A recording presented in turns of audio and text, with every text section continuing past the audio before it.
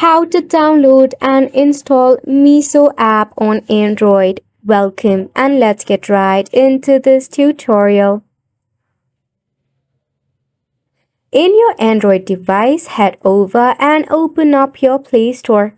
If you are using an iOS device, just click on your App Store. At the top in your search bar, all you need to do is type in Meesho. From here, click on Meesho online shopping app. You will see the install button. Just click on install. Mind it, the downloading process might take a while. It will depend upon the size of the application and your internet speed.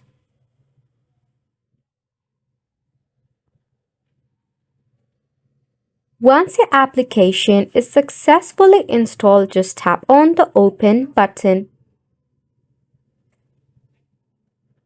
Then allow the multiple permission it will ask for. You can also choose a language that you prefer. Tap on allow to any of the permission it asks depending upon your preference. From here, now you can easily shop for items of your Meesho application. If you wish to log in into your account, just tap on the account tab that is at the bottom right corner.